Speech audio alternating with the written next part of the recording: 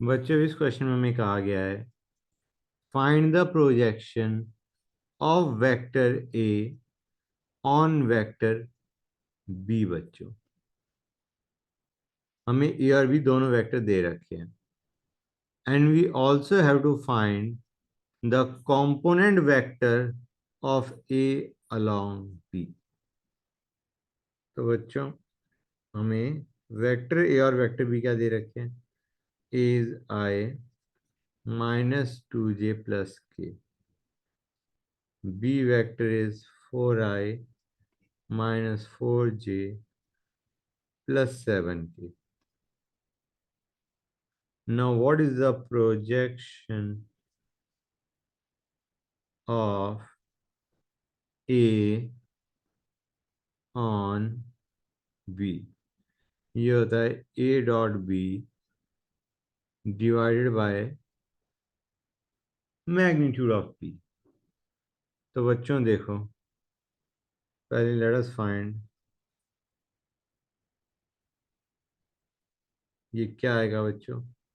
4 square plus 4 square plus 7 square का root. Okay, 49 plus 32, 81 basically, root 81। ठीक है बच्चों, and we know this is 9। Clear है यहाँ तक? मैग्नीट्यूड ऑफ बी हमें पता चल गया कितना है, 9। Now let us solve A dot B by magnitude of B. A dot B क्या बनेगा बच्चों? It will be 4 into 1 plus -2 into -4 plus 7 into 1 bye,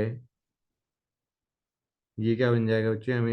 हमने निकाल लिया था वॉल्स 9, तो ये हमारा बन जाएगा 19/9। This is the projection of A on B. This is the projection of A on B. कोई डाउट यहाँ तक? समझ गए बच्चों? Good. Now we have to find component vector of A along B. It is vector में निकालना है of A along B. तो गाइस ये हमारा क्या है? This is projection of A on B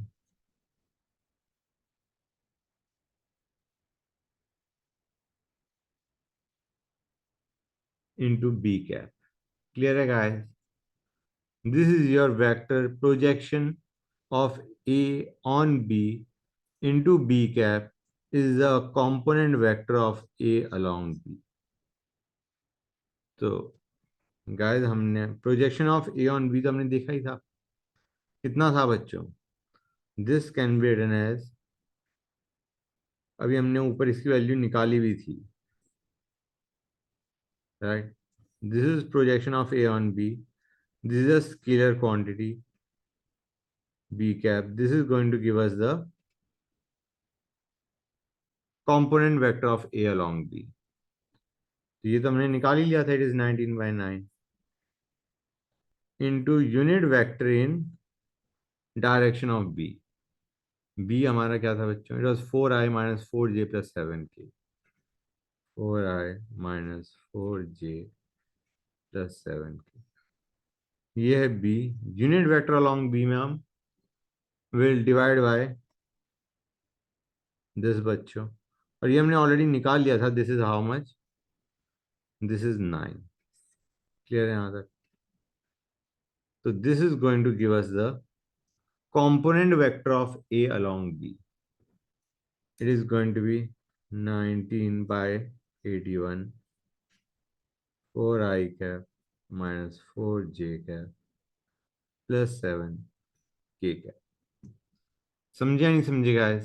This is your component vector of A along B. This is our second answer. पहले हमें सिर्फ projection of A on B पूछा गया था, which was this, and then we have to find component vector of A along B, which is this बच्चों। I hope you don't have any doubt। Clear है ना बच्चों? Good।